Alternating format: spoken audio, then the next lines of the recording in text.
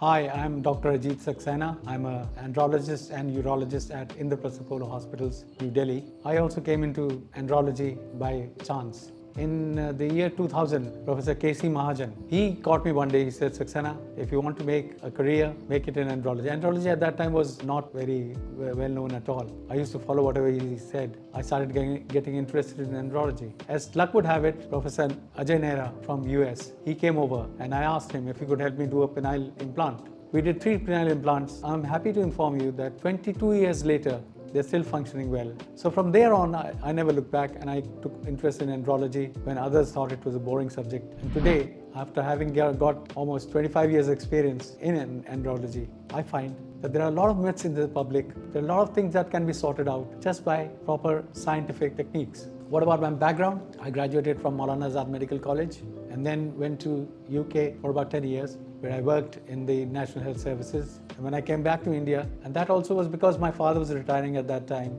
and I, being the lone son, felt it was my duty to come back. And again, within 2 weeks of coming here, my young daughter, 1 year of age, had an abscess in her neck that needed an incision.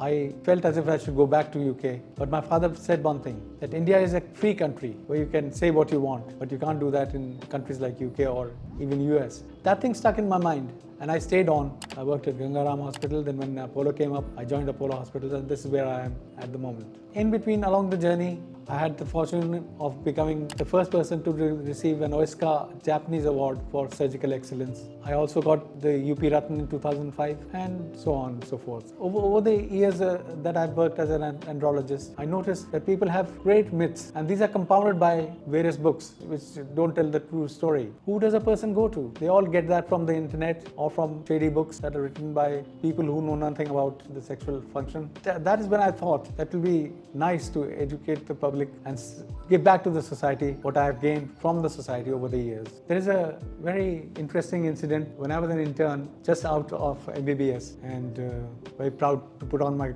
lab coat. The local dhobi, the local washerman, came asking for Dr. Sahab hain. So unfortunately he asked my father, and my father immediately told him, "Arey kisi अच्छे doctor के पास जाओ, ये तो अभी पढ़ रहा है." My ego was hurt, but I realized that it's a long journey to become a doctor. It's all about experience, and that is what my father meant at that time. I now have over 25 years of experience in andrology and over 35 years of experience in urology. And during this journey, I've found a lot of interesting patients who have come. But the best patient has been the one with an unknown address, unknown name, who comes. And when he goes out, hale and hearty, he touches your feet. I tell you, ladies and gentlemen, no amount of money can compensate for that feeling that you get at that time from a person of poor means.